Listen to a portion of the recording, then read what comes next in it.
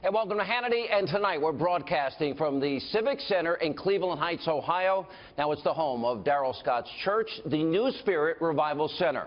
Now Reverend Scott is the CEO for the National Diversity Coalition for Donald Trump, and he has graciously allowed us to use his facility for tonight's town hall.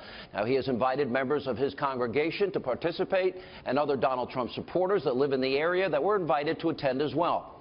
Now, Donald Trump will join us in just a minute for the entire hour. But first, President Obama, he started out by promising hope and change and a better tomorrow. Here we are 8 years later, and here's where we are as a country. These numbers don't lie. We have the lowest labor participation rate since the 1970s. Almost 95 million of our fellow Americans are out of the labor force. America has now had the worst recovery since the 1940s. The country now has the lowest home ownership rate in 51 years. There are now almost 13 million more Americans on food stamps. We have over 43 million Americans living in poverty. That's 8 million more than when Obama became president. Median household income is now lower than it was in 2007. Today in America, 1 in 5 households do not have a single family member that works. 1 in 6 American men aged 18 to 34, they're either in jail or out of work. And President Obama will be leaving office having accumulated more debt than all 43 presidents before him combined. Now, all of President's failed policies have disproportionately also impacted the black community in America. Now, since Obama took office, there has been a 58% increase in the number of African Americans on food stamps. We have seen a 20% jump in the number of African Americans who are no longer in the labor force. Now, the African American home ownership rate, that is also down. It's more than 20% lower than the national average. African American unemployment is 8.1%. The national average is 4.9%.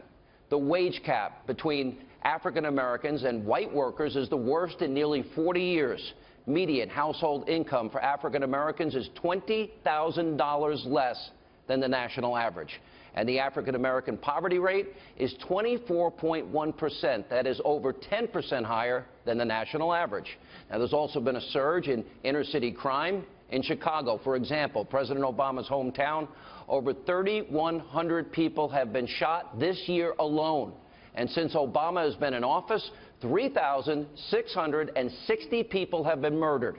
And according to the Chicago Tribune, historical stats now show that 75% of those victims are African American.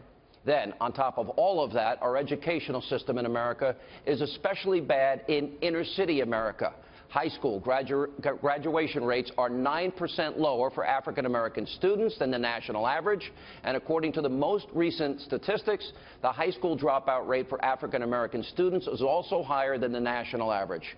Now, the results should be much better, given that the U.S., get this, is now ranked 4th in the world in terms of money we spend per pupil.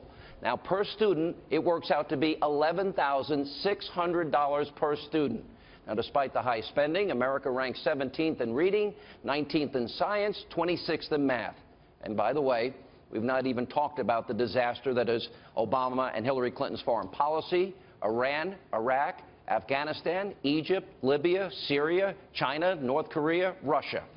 Hillary Clinton wants to continue, she says, Obama's policies.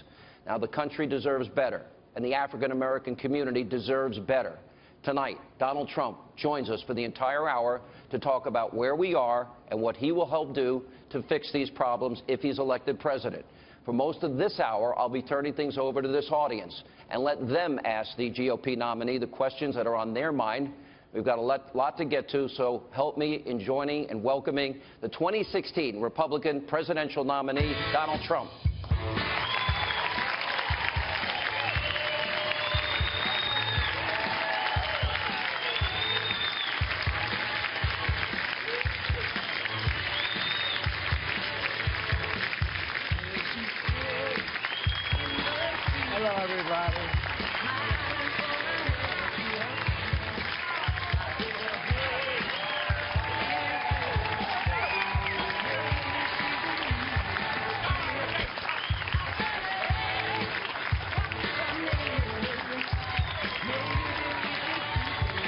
Well, it's great to see you. How are you? Very good, thank you. You heard all of those statistics. You cite a lot of them in your speeches. Right, I do. Really bad. Bad, very bad. For the African-American community, very bad. And honestly, for the community of this country, I mean, we're not doing well. You know that. Our good jobs have been taken away. They've gone to Mexico. They've gone to all over the place, but they haven't come back to us. So we're going to make some very big changes. But disproportionately, black Americans have suffered the most. Totally, absolutely. It's not even close. That's why I say, you know, like, I can fix it. We're going to fix it. And I always say, what do you have to lose? Some people like that, and some people don't. But it's like, and people are using that statement all over the place now. What do you have to lose? It's so bad. Some of the inner cities are so bad that it's, look, it's a disgrace, frankly, what's happened. When you look at these numbers, a 20% jump in the number of African Americans no longer in the workforce, 58% increase black Americans on food stamps. Right. This is only since Obama has been president. Home ownership rate. I go through the entire list. You have made it a point in this campaign to go to, specifically, to reach out to black Americans, go to black churches and say, give me a chance. Historically, Republicans haven't done that. Why is this so important? Well, I think maybe I'm a little different than a lot of the Republicans. I think some of the states we're leading, like I see we're doing great in Maine, we're doing great in Connecticut, we're doing great in places that normally a Republican wouldn't do as well. And some of them, I mean, really, they wouldn't do well at all. They haven't won these states in years. Colorado's been amazing. It's been, like, incredible what's gone on. Wisconsin, we're doing great. So we, you know, we're doing well in places that a lot of people wouldn't do very well. What are the specific ideas in your economic plan? I know, for example, trade is a big part of it. I know you're going to let multinational corporations bring back trillions of dollars from overseas. You've talked at length about energy independence. How does that help people that are here, people that are in cities like Detroit, cities that are deteriorating? Well, it's about jobs. Look, our jobs have been stripped. You look at Detroit, where I went with, I tell you what, we had such an amazing time with Bishop Jackson. And here we have, I'll tell you, my pastor, right? What a pastor. Darrell Scott. He is, and he's become a big television star. But he's never going to leave anybody over here. But he's become a big television star. He co-hosts my show now every night. Oh, really? So, is that right? That's good. But he's a fantastic guy. You have some incredible people. And by the way, they're not allowed really to speak their mind, you know, because if they do, they have the Johnson Amendment to contend with. We're going to terminate that job. These are the people that you want to have speaking to you and freely speaking to you. But we need jobs. We need jobs, desperately need jobs. Now, obviously, we need the schools, we need the education, we need all sorts of things, and especially the inner cities. The inner cities are, I mean, can you say never, but certainly one of the worst stages ever in the history of the inner city. It's so unsafe, where you walk down the street and you get shot, or your child gets shot. So we're gonna really fix the inner cities. We're gonna spend a lot of time. The Democrats have run them for 100 years, mostly uninterrupted. I mean, nobody else. They're just uninterrupted. And you see what's happened. The high school graduation rate, 9% lower for African Americans than the national average. High school dropout rate, African Americans, is higher than the national average. Inner city schools seem to be suffering the most. You say, let local communities and states handle education. Well, we're taking away Common Core. Common Core out of Washington is a disaster, right? We're going to knock it out, boom, boom. And, I mean, look at the people. Look at the way, right? Look at the people, the way the mothers and the aunts and the uncles and the fathers, they want to run their schools. And right now you can't. They're being run out of Washington by people that, look, I'm sure some are very good and very caring, but a lot of them are just bureaucrats that want to pick up a check. We want the schools to be run locally. Let me ask you about what has been going on in Charlotte. You saw what happened last night in North Carolina. The police did say that the individual was armed, they announced this morning. But you have these high-profile cases. It all started with Obama saying the Cambridge police acted stupidly. Trayvon, that could have been me 35 years ago. He'd look like my son. He weighed in on Ferguson and Michael Brown and Freddie Gray and all these high-profile race cases. But I just gave a statistic that I think should shock everybody's conscience and soul. I'm in a church, Pastor. And that is 3,660 people are dead since Obama's been president in his hometown of Chicago. Yeah. I bet nobody knows the names of any of those 3,660. Yeah. Why is that? Well, The violence in the inner city is incredible. In particular, I watched Tulsa, and I know Tulsa. This is the man just happened. Right. Hands up. He was doing everything he was supposed to do. I saw it. Yeah. Everything.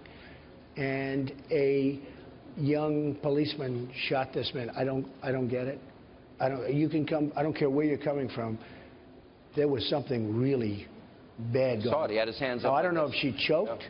He was walking. His hands were high. He was walking to the car. He put the hands on the car.